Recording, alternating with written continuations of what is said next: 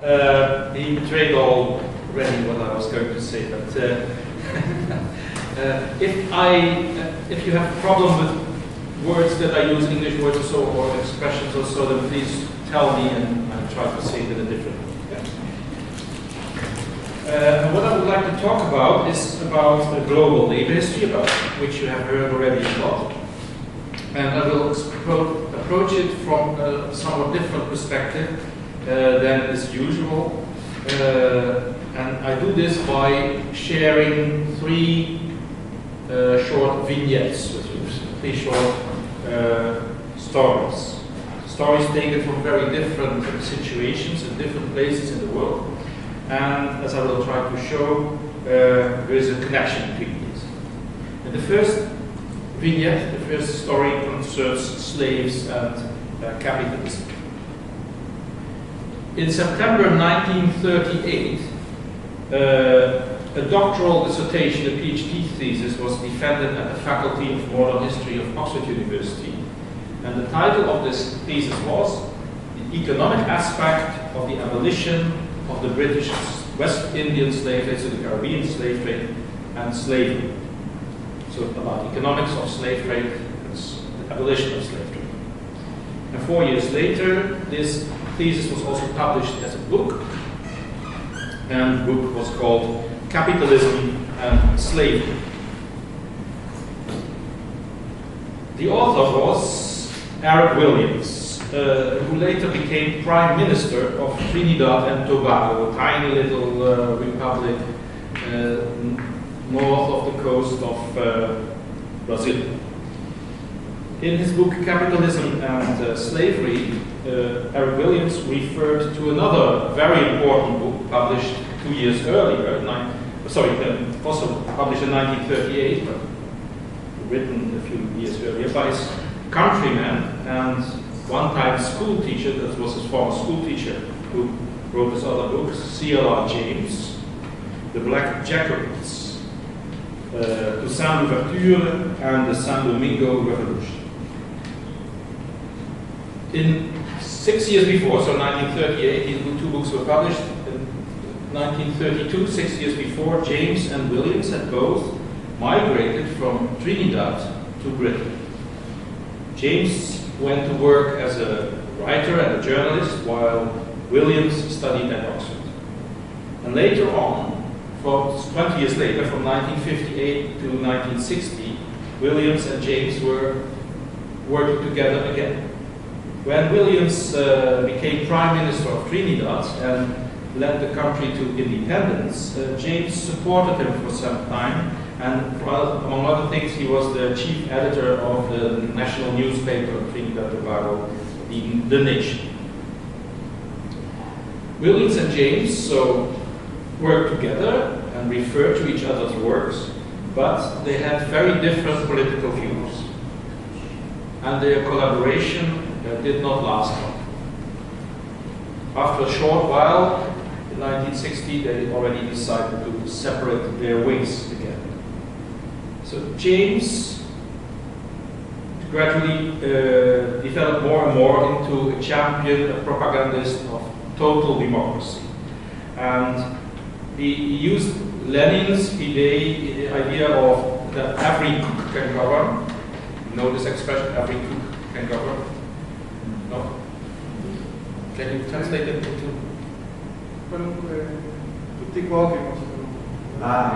Yeah.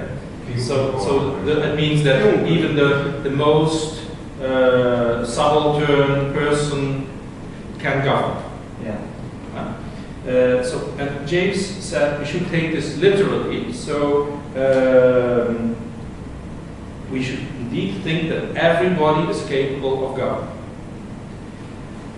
Williams, however, was a realpolitiker who wanted a rapprochement with the United States. This little island there was too isolated, he thought.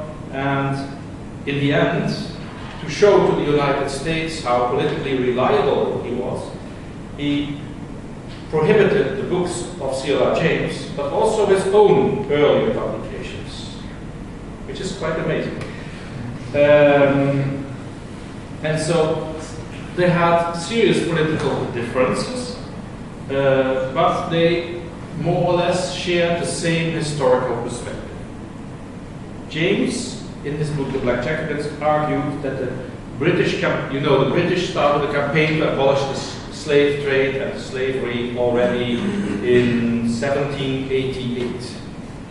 Then there was the first social movement in the world. This was the anti-slavery campaign, which petitioned grown-up persons in Britain, and it acquired in total 1/3 to 1/4 of all the people in the country, mature people, signed the petition against the slave trade. And then in 1807, King George abolished the slave trade. And James argues that abolishing the slave trade was only possible because the profitability of sugar production in the Caribbean, where the most of the slaves were in the British Empire, the profitability of sugar production was declining, so that it was no longer so economically important to Britain. That at the same time, in India, the English East India Company was conquering India, and that was possible to grow sugar cane there and do this in a cheaper way, and that the British wanted to destroy French competition. Because, as you know, between 1794 and 1814, there was an ongoing war between France, Napoleon, and so against Britain. Now, the argument in Williams's book, Capitalism and Slavery, is very similar. And Williams admitted that James had been the first to develop this thesis. Now, there's been a lot of discussion on this idea, that the idea that the abolition of the slave trade is in fact not so much inspired by humanitarianism, but by economic considerations. There's a lot of discussion on that, and this discussion goes on since 1938 until the present. But in any case, both authors supported this same idea.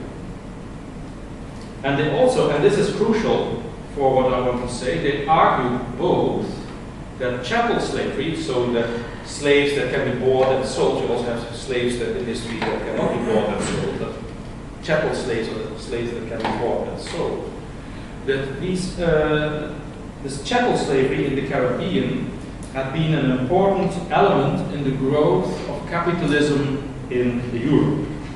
So, the English Industrial Revolution, for instance, they argue, was partly at least financed through the profits from the Caribbean slave-produced sugar. Because sugar was the most profitable commodity in the 18th century. So they said that, in fact, the system, the slave plantations in the Caribbean and the factories in England were part of one big circuit. And the implications of this thought, that slavery was part of capitalist development, was quite new, and also it meant a criticism of Karl Marx, although they didn't say it in those words at the time. Marx, as you know, has always assumed that capitalism only has one privileged form of exploitation, and that is wage labor, free wage labor. So Marx in Capital, volume 1, describes free wage labor as that the wage laborer has nothing else to sell but his or her labor power, the capacity to labor. So there's no means of production other than his or her body, and is free to change employer whenever he or she wants. This was an ironic definition of freedom. Marx was not completely serious when he defined it like this, because this is not what you would really call freedom, if you are free of having anything.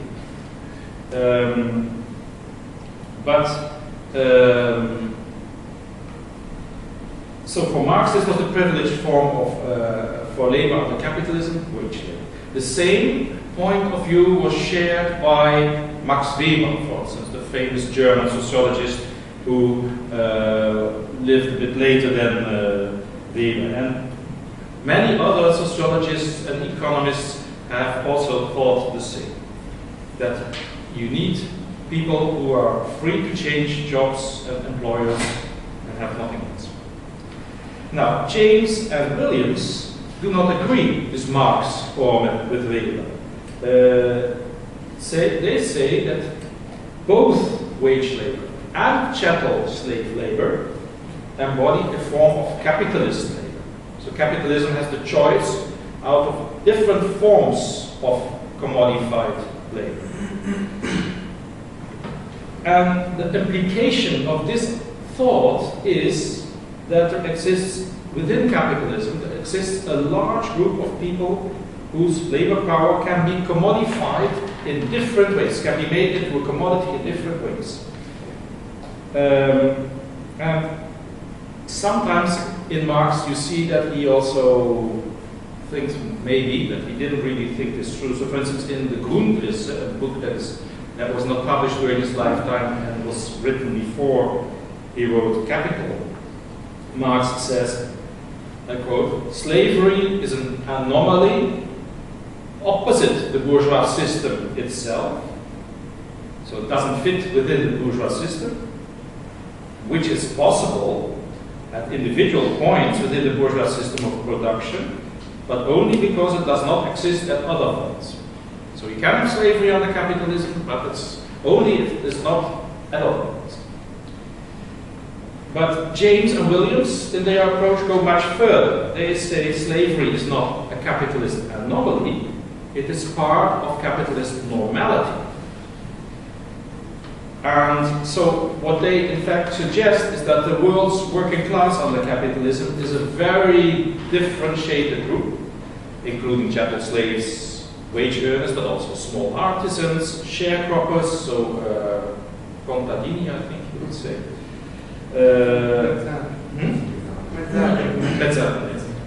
So, and I think that this is an important inspiration, this work of these Caribbean radicals, James and Williams, that it helps us to understand the historical dynamics of what you could call the global multitude of the many who work under capitalism.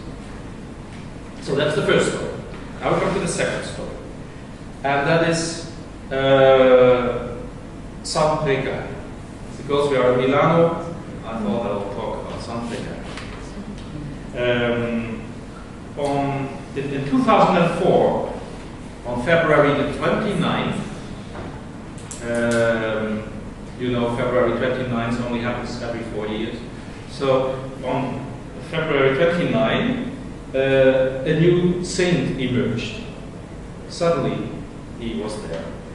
And it was a saint who was born through the activities of the chain workers of Milan, an anarcho-syndicalist collective that tried to subvert, to undermine commercial advertising.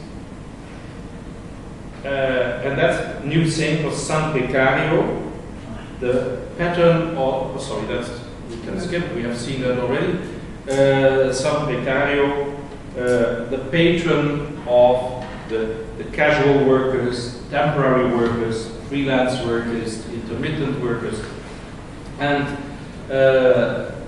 so San Precario has been originally envisioned, as you see it on the left-hand side, as a man, but in the meantime he has evolved into a rather androgynous being. So you have also Santa Precaria, and he or she is now worldwide known. Although I have discovered that many Milanese do not know where he was born, or she was born in Milan. I also don't know, but we have to find out. The history of San Precario should be written by someone, maybe by you. Anyway, so San Precario or Santa Precaria, she appears in different locations in many places of the world, in streets or in squares, but also in McDonald's or in supermarket outlets or bookstores. Suddenly she or he is there, and then she wants that people pray to her. And I have here a prayer for you in English, but sounds much better probably in Italian. But, I fear it. So, O Saint Precarious, protector of us all, precarious people of the earth, give us paid maternity leave, protect chain store workers, call center angels, and all flexible employees who hang by a thread. Give us paid leave and pension contributions, income and free services. Keep them from being fired. Saint Precarious, defend us from the bottom of the network. Pray for us temporary and cognitive workers. Extend to all the others our humble supplication. Remember those souls whose contract is coming to an end, tortured by the pagan divinities, the free market and flexibility. Those wandering, uncertain, without a future nor a home, with no pension nor dignity. Grant hope to undocumented workers, and bestow upon them joy and glory until the end of time. Amen. So, the arrival of San Precarious draws attention to a problem of great actuality, of burning actuality, the continuing increase and growth in numbers of very vulnerable employees who must live and work without any security or predictability in irregular jobs. Usually, when we talk about this precarious labor, we look at it with our North Atlantic eyes, with the European American perspective, and then we assume that before we had precarization, we had the standard employment relationship. And the standard employment relationship is the following, as you see here. That means that you have a stable and continuous employment. You have a full-time position with one employer, and only you work at the place of the business of the employer. So you do not work at home, you work at the place of the employer. You have only one employer, you have two jobs or so, and this is a full-time job. This income that you earn is enough to support a small family. So this is a male-oriented definition, a gendered definition of standard employment, in the sense that the wage earner is supposed to earn enough to pay, also pay the living of the wife and of one or two children, and that the worker has clear rights and is protected against, for instance, illness and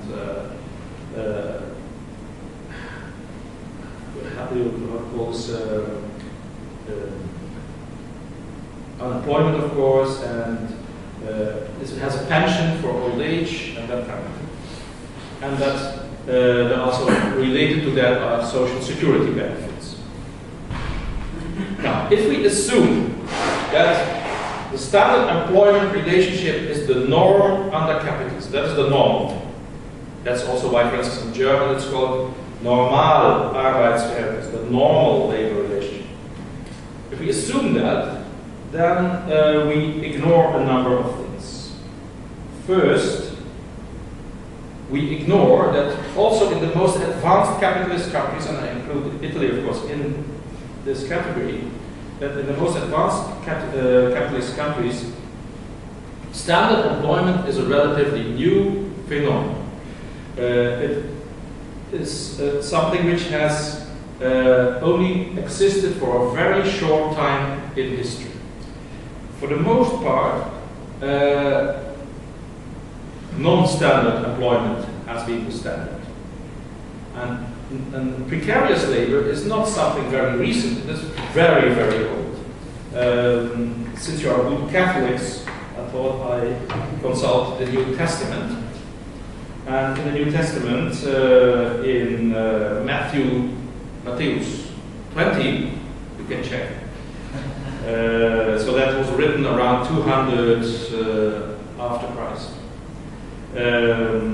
There is this parable of the vineyard, the wine grower owner, who goes to the daily labor market, picks up laborers, brings them to the vineyard, and then they do their work, and then and he pays them, he says, a denarius a day, and then after a few hours he goes again to the day market, and the labor market picks up more workers, brings them to the vineyard, and so, and then in the 11th hour he picks another group of workers, and then he says, well, to his paymaster, and now you pay them, the last shall be the first, and the first shall be the last. You know the story. Yes. See, you're good Catholics. 200 years after Christ, you already had casual labor, precarious labor, because these people were casual laborers that the wine grower was picking up. So it is a very long story. In fact, you can even find in the book of Moses, but that is a book that Catholics don't know. You can already find references to casual labor.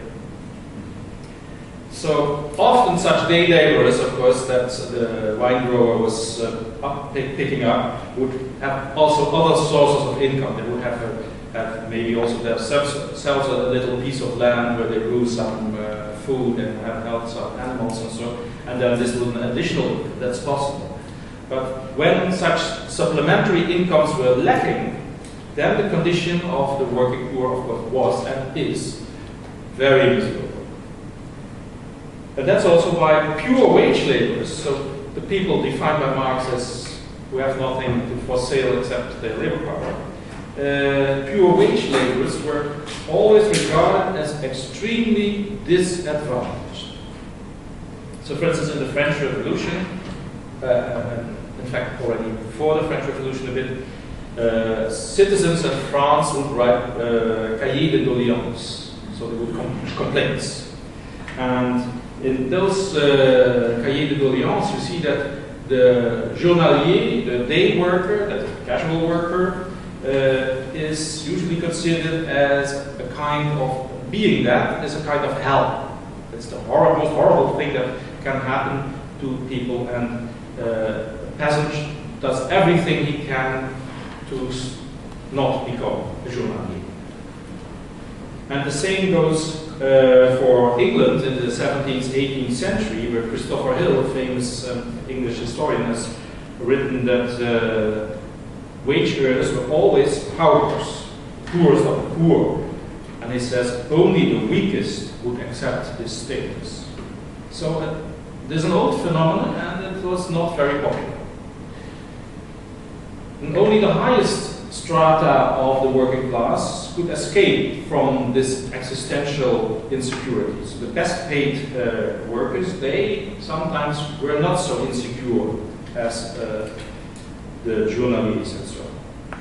And so it's not a coincidence that in the circles of 19th century skilled laborers, so highly educated workers, the ideal became popular of the male breadwinner.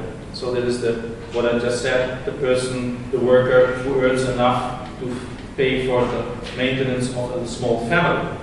And it was amongst the skilled workers that for the first time the idea arose that it was undermining masculinity if the women were also going out to work for a wage. A decent worker would have earned enough to avoid making it necessary for the wife to go to work as well. And then this small group of skilled workers, which had some more security, that expanded in the United States and in Europe in the 20th century, and especially after the Second World War, after 1945. when capitalist economies, as we all know, experienced an unprecedented growth, and the expansion of social security became possible, and a large part of the working classes of Western Europe, North America, Australasia, and Japan obtained a standard employment relationship. But this standard employment relationship really became a major phenomenon only in the 1950s. And why this was so? Why the standard employment relationship became so widespread is something that historians have not a very good explanation for. But and so that is another thing that should be researched. But there's probably a relationship with the rise of the large corporations. And large corporations need a large core of workers who are committed to the firm, who have a special knowledge, which they should not give to another firm if they change jobs, and who are a stable roof on which the management can count.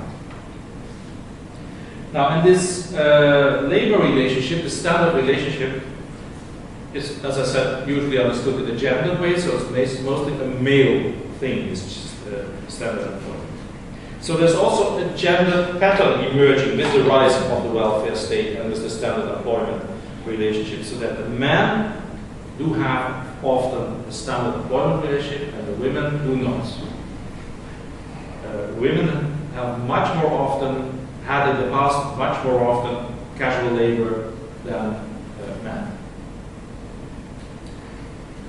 Now, if you look at the global south, so Africa, Asia, Latin America, then we see there that since the 1940s or 50s, is at the same time as that we have this welfare state with its security, we have the growth of unemployment and also of so-called over-unemployment.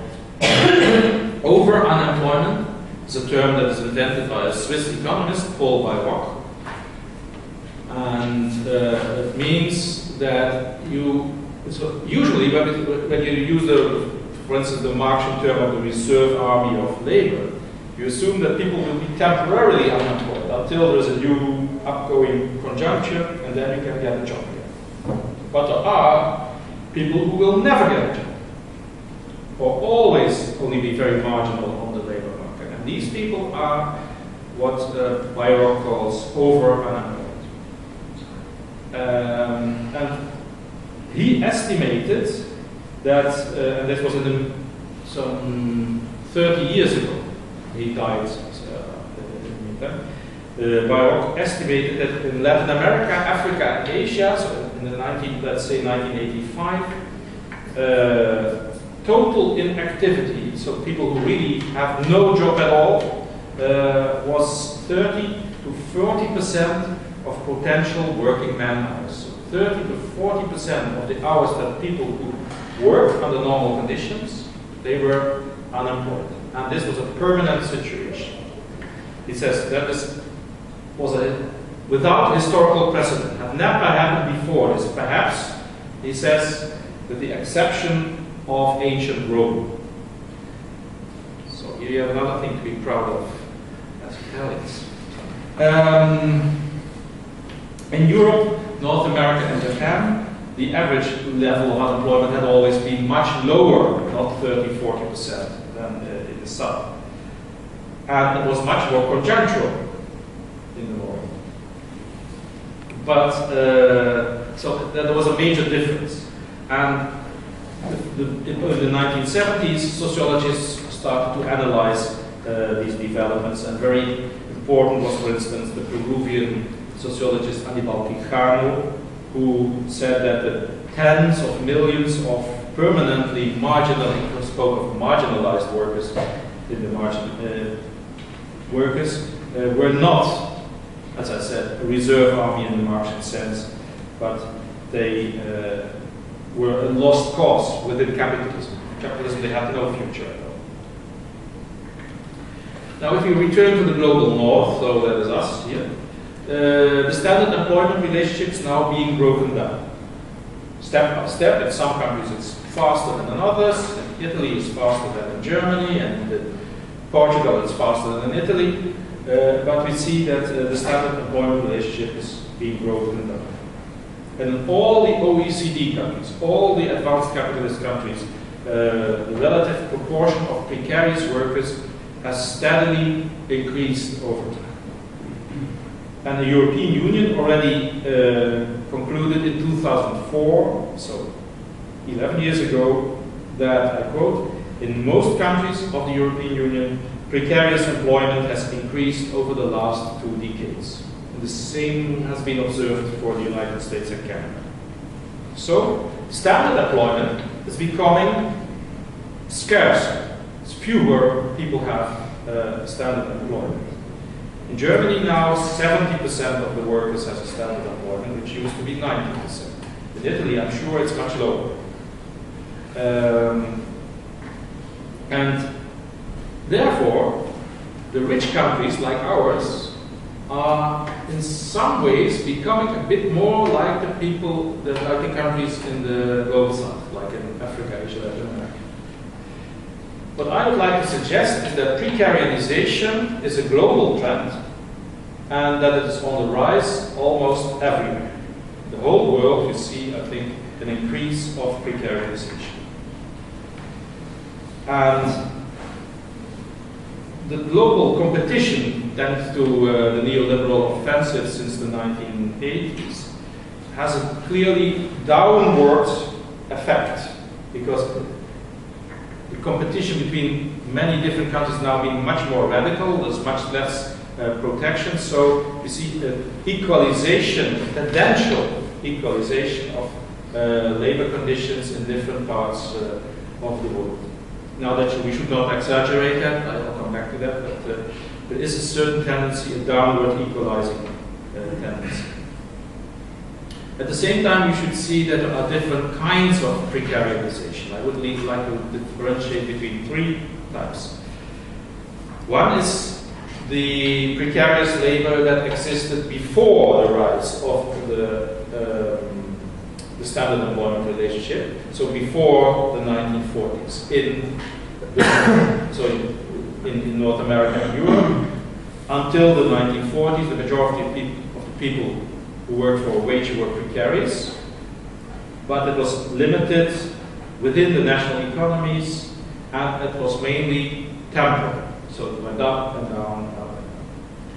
In contemporary advanced capitalism, so here in our countries, precarious labor has been spread to all sectors. In the previous phase, it was restricted to some sectors. And it is still combined with some levels of social protection. And that is a major difference with the global south. So in all the OECD countries, we have since the 1940s had all these social laws about so pension schemes, insurance against illness, and so on. And however much that is now being changed into a commercial thing, for instance, and is broken down, there still is much more protection than in the global south.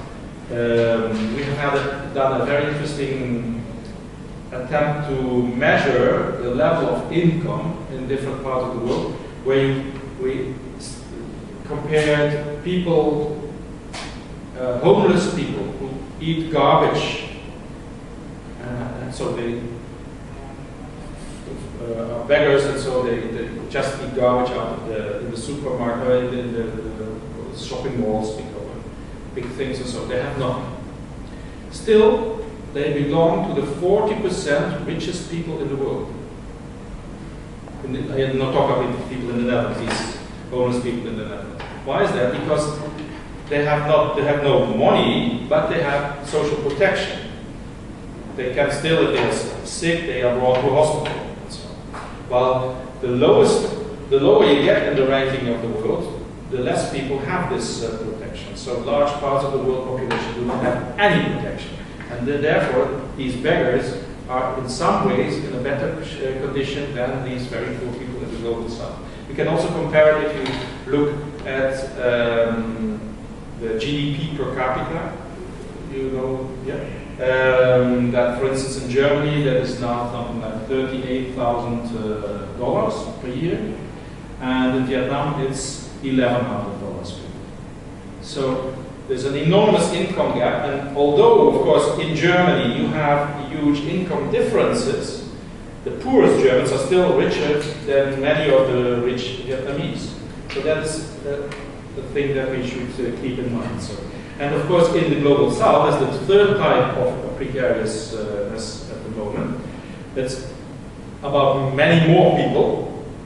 That's, we are just a small part of the world population. The precariousness covers many more people, and is much more radical, this uncertainty. So, what San Precario teaches us is that wage labor can have many different conditions. You have very secure workers with lots of rights, you have workers with no rights, you have workers with some rights, some are very precarious, others are not precarious, and so on. And especially San Precario teaches us that the social phase of capitalism was a rather brief one. It covered the social phase of the standard employment covered 20% of the world population during 40 years. The norm under capitalism is non-standard employment. So in fact we should change the words and call standard employment relationship non-standard employment relationship, and precariousness the standard relationship under capitalism. Now we come to the third one. 100 years ago, Rosa Luxemburg, who have heard of her, she said, I quote, female domestic labor, so the housewife working at home, female domestic labor may, she says, be a gigantic accomplishment of self-sacrifice and effort. Housewives work very hard, but for capitalism, this work is mere air, it means nothing. This is so, she says, because as long as the domination of capital in the wage system lasts, only work that creates surplus value and generates capitalist profit is considered to be productive. So if you do not produce profits, then you are not productive and your work doesn't mean much. So, she says there's a very paradoxical situation. If there's a woman who's dancing in a music hall for a wage, and the boss of the music hall picks the amount of money that she earns, then she is a productive worker. Whereas all the toil, all the work of the wives and mothers of the proletariat within the four walls of the home is considered to be unproductive activity. That was an observation, of course, totally in line with the Marxian critique of political economy, but it was something that was totally lost. Nobody paid attention to what Rosa Luxemburg wrote in 1913. And only much later, in 1969, was there a woman who picked up this idea. I don't think that she read Rosa Luxemburg, but the idea re-emerged. And this is Margaret Banston, a Canadian feminist, and she wrote an article in this journal Monthly Review where she said that household labor, including the care for children, is very important, essential work for capitalism, but that doesn't happen then we will not have workers, and if you have no workers, then there's no capitalism. So this is essential for capitalism. And she said that because the work of housewives is unpaid, women do not get money for their work, therefore it has no value in capitalist terms. And if it has no value, then it has no prestige also. So she writes, in structural terms, the closest thing to the condition of women is the condition of others who are or were also outside of commodity production. For instance, serfs and slaves and peasants. So in the 1970s, then a very extensive and sophisticated international debate took place about the political economy of domestic labor. And this debate went on in a lower level well into the 1980s. And one of the things that became now clear from these debates in the 1970s and 80s was that subsistence production, that's production that is not creating value, but just maintaining the lives of people in households, that subsistence labor is something which happens everywhere. In all societies you have subsistence labor as a basis for everything else. So the basis of every society is subsistence labor. In that sense, the work of housewives is the absolute precondition for everything else that's happening. There are some people, of course, who do not perform subsistence labor. There are some families where there's no subsistence labor, but these are not poor people. These are the rich people. If let's say, you have a yuppie, a highly skilled banker or so, and he has a wife, and she's a professor at the University of Milano, and they they eat every day out in a restaurant, and their gigantic apartment in Scala is cleaned by 2 or 3 women from Eritrea. For money, of course. So they do not do any subsistence labor. But they can only do not subsistence labor because they have so much money. All the other people in the world have to perform subsistence labor. And not all people in the world do subsistence labor. It's mostly a separate group, women and children sometimes do this. So,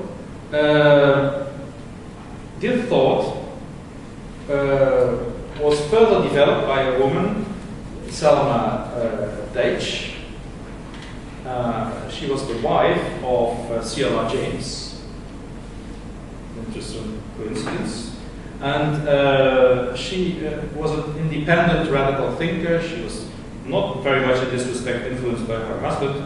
And in 1972, she published a classical little book together with an Italian feminist, Maria Rosa Dalla Costa.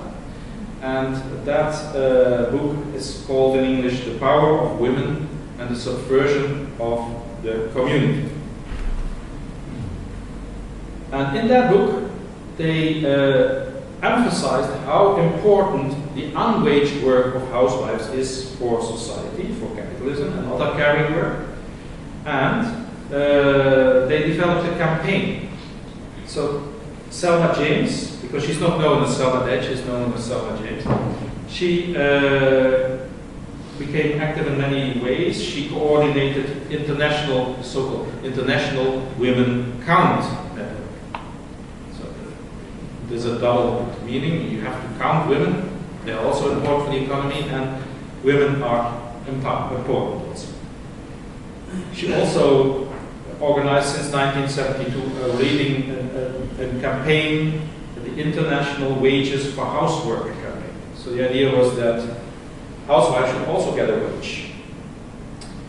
This is an absolutely contested idea, and also within the feminist movement itself, you had great debates about this idea. Many women were opposed to this because it would make the women more dependent on the husband. And by the way, how could a worker pay a wage to his wife if his own wage was not enough? You understand, there's a whole complicated thing behind this, but at any point, it made it clear, this demand for wages for housewives, that there should be more recognition for the work of housewives, and that also theoretically you should take the work of housewives more into account. By the way, Selma James also argued for a global women's strike. It's very difficult to organize, I think. A global women's strike, which would demand that all the military budgets in the world would be abolished, and all capital would be, and that the capital that then would be released could be used for human care. And in that way, you could then pay wages for housewives. So by abolishing military expenses, you should pay wages. So whether or not we agree with the demand of wages for housework, I think nobody can today claim anymore that class relationships can be understood without including the ever-present subsistence labor that is worked alongside paid labor. So we cannot study capitalism if we do not study the unpaid labor taking place in capitalism. Now, Thelma James, as I just explained also with this campaign, global campaign for a strike, a women's strike, and so things globally. And the same applies in different ways to two other personalities that I would like to involve in my talk. Both also come from Trinidad. Trinidad is a tiny island, but lots of interesting people come from Trinidad. The first is Oliver Cromwell Fox, who is a brilliant economist, was a brilliant economist and sociologist, who not only developed a world system theory like Wallerstein, but 10 years before Wallerstein. He also defended this thesis here, which I've written down here, already in 1959. It should not be forgotten that above all else, the slave was a worker whose labor was exploited in production for profit in a capitalist market. It is this fundamental fact which identifies the Negro problem in the United States as the problem of all workers regardless of color. So he already took the full conclusion out of the implicit thesis in James and Williams that the slave was crucial for capitalism and a fully capitalist worker. And the same was also emphasized then by Malcolm Nurse. You see Malcolm Nurse, whose pseudonym was George Patmore on the right-hand side here. Also from Trinidad, as I said, and a childhood friend of Sheila James. Patmore played a key role in the 1930s in organizing black workers for the Communist International. He was the main founder of the International Trade Union Committee of Negro Workers in 1930 and of the paper Negro Worker. In 1934 he was expelled from the communist movement, but within months he had established the so-called International African Service Bureau with Sheila James, and that became a meeting point for African and Caribbean anti-colonial intellectuals.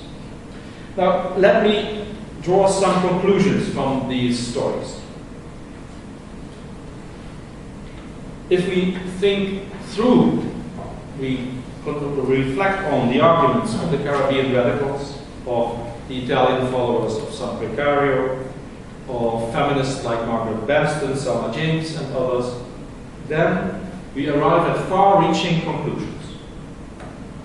The history of capitalist labor must encompass all forms of physically or economically coerced commodification of labor power.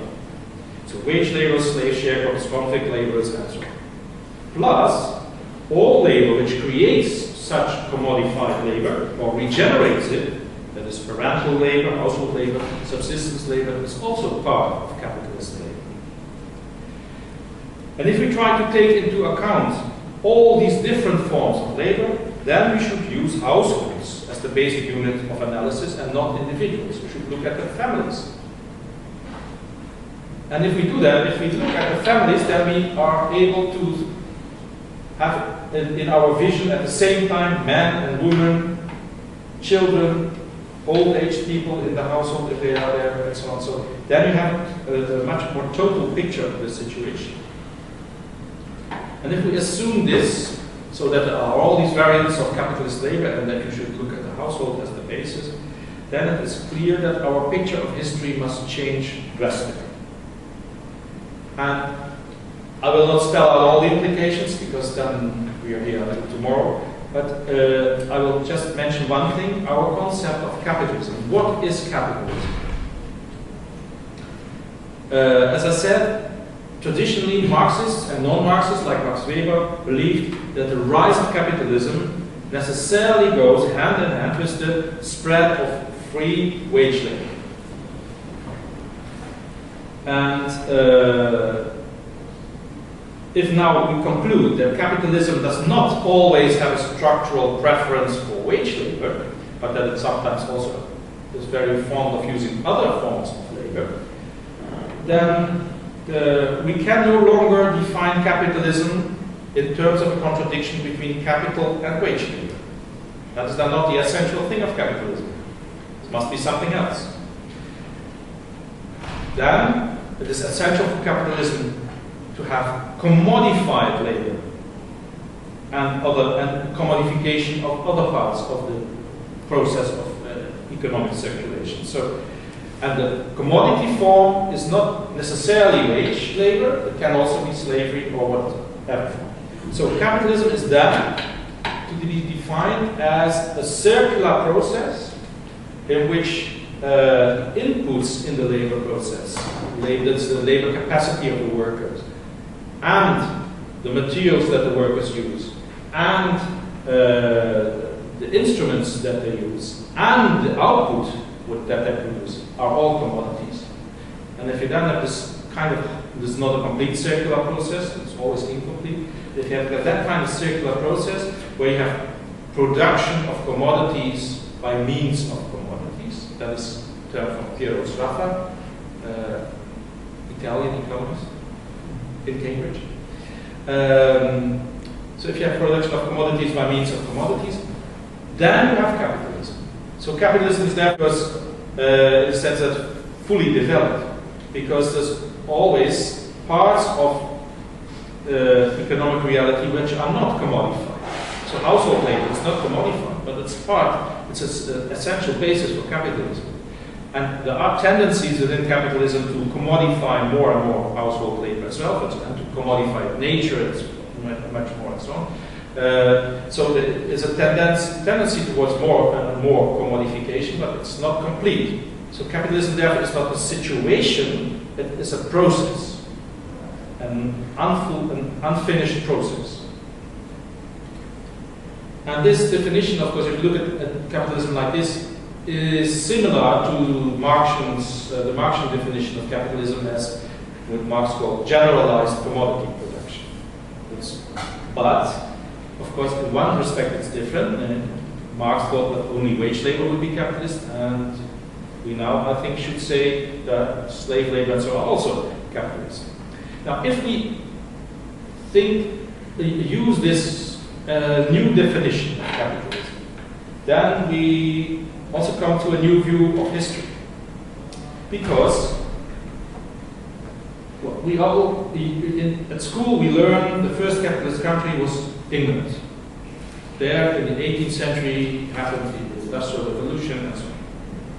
But now, according to this reconsideration of the notion of capitalism, the first capitalist country was Barbados. Yes, it's amazing. But, it's a very small country, 430 kilometers, and Barbados was probably the most prosperous slave-holding society in the world in the 17th century. Let me tell you a few things about Barbados, so that will enable us to have a different look at the history of capitalism. So this was an empty island. Nobody lived there. We don't know if there were Indians there before, but in the early 17th century there was nobody living on that island. And in 1627 there was a British company owned by a Flemish man who had become Sir in England, Sir William Corton, and his associates. They colonized the island, and they invested in, it was a fruit bank. There was a very good country. No, but I mean the earth was fertile. That's it. The earth was fertile. Okay. So they first started growing tobacco, then they started to grow cotton and indigo, the plant from which they make the blue of the jeans, but then before the jeans. And finally, roughly from 1643 on, they started growing sugarcane. And by 1680, so in the last quarter of the 17th century, the sugar industry covered 80% of the arable land, of the agricultural land on the island, 80%. 90% of the people working on the island were working on sugarcane, and 90% of the export earnings of the island came from sugarcane. So this was a monoculture. It was all about sugarcane. And this is what the rise of this sugarcane culture is called the sugar revolution in the economic historical literature. The sugar revolution. That spread out to other parts of the Caribbean, and also to the Spanish Caribbean, to Cuba, and so on. Now the point is that on Barbados, already in the 17th century, the production and consumption process was almost totally commodified. So the workers were chattel slaves. So they were commodities. Slaves are commodities. The food that the slaves ate was purchased on other islands because all the land of Barbados was used for sugarcane. So they bought, the plantation owners bought the food for the slaves on other islands. So the food was commodified. The sugar mills, where when you have grown the sugar cane, you cut it and then you press it in sugar mills. And then the molasses that gets out is the syrup that is then the basis for sugar.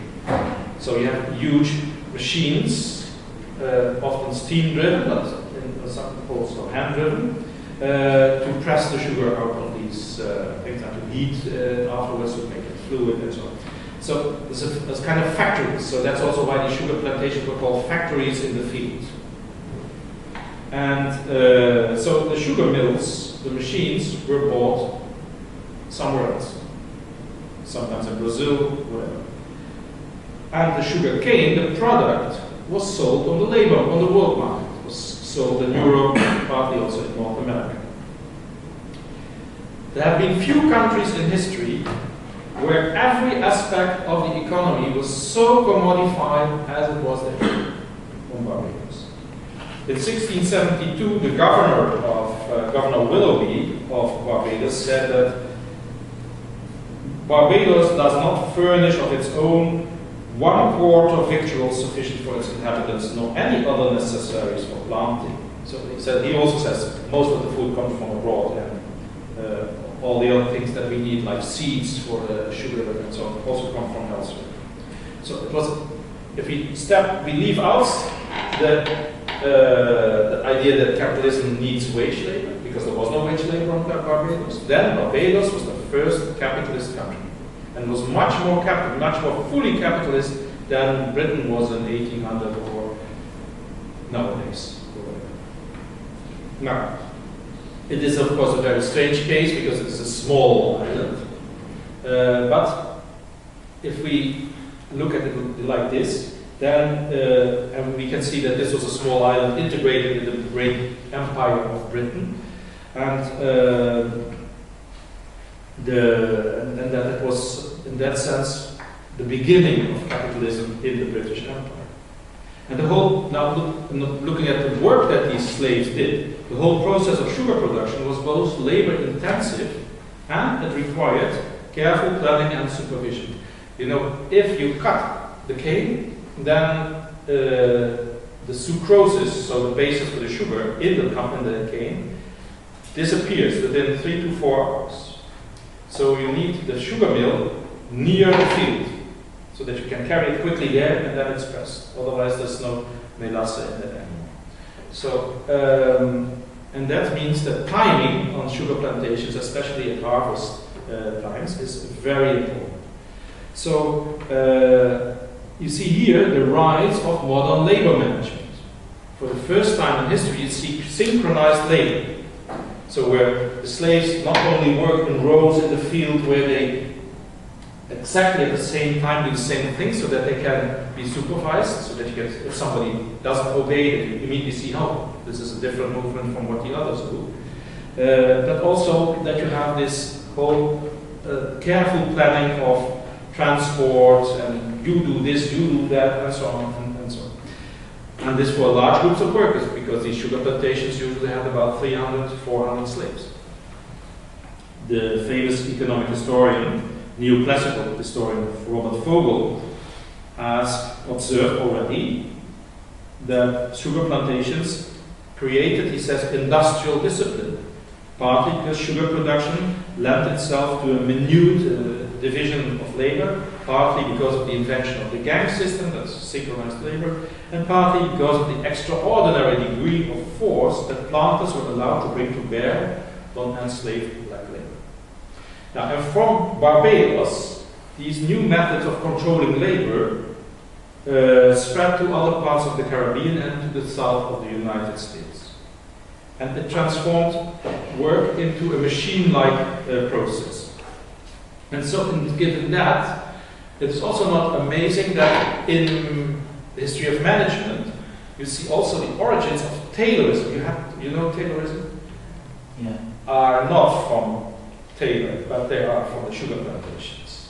Because we already have testimonies of slaves, when they were liberated, who told about practices of their owners. For instance, here's a quote from a slave whose name was John Brown. These slaves didn't have a real name, so they just invented one. John Brown, and he said in an interview, "My old master," this is an interview from the 1830s, so it's referring to late 18th century. "My old master would pick out 2 or more of the strongest hands, the strongest men, and excite them to race at hoeing or picking." So he'd say, you and you work, and you both try to do it as fast as you can, and if you do that, then you get a beautiful reward. He would stand with his watch in his hand, observing their movements, whilst they hoed or picked. Whatever the winner did within a given time would be multiplied by a certain rule for the day's work, and every man's task would be staked out accordingly. So, the fastest of the two, he would say, well, oh, he did it in 2 minutes, so from now on, I expect all slaves on the plantation not to do it in 2 minutes, because he was actually strong and fast, but let's say in 1 minute, so he had a norm, and then he would multiply that for the day, so during the, if you do this, you can do this in 1 minute so much, then during the day you should do so much. And that way, he made norms for the slaves. Now this is, of course, not a totally refined Taylorism, but it's the beginning of Taylorism, and it's more than 100 years before Taylor started doing his thing. So if we no longer, it is no longer certain, therefore, what I would like to say, that England is the birthplace of modern industrial capitalism. And if we adopt a non-Eurocentric perspective, if we look at the whole world, then we gain 3 important insights. And this brings me gradually to my conclusion. First, important developments in the history of employment began much earlier than we have previously thought. Many things started 100, 200 years earlier.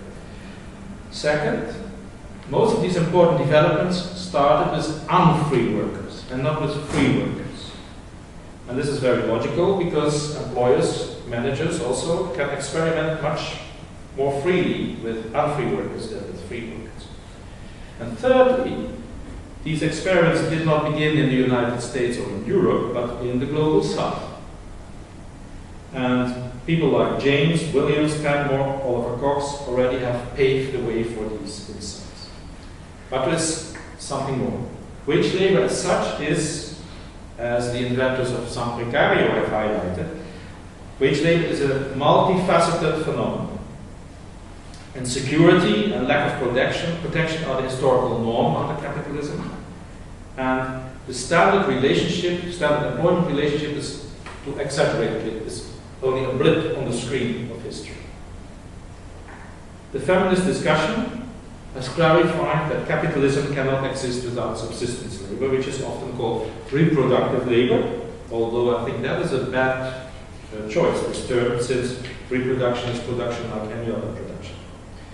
So the outsider perspective of black people, of women, and of precarious workers draws attention to aspects of working life which traditional labor studies have previously neglected. So the study of labor and labor history is not just the history of so-called free wage earners, but also all other unfree workers and unpaid subsistence laborers, especially housewives. And we have the task, I think, for the coming years to integrate this multiverse of forces in one totalizing analysis. Thank you.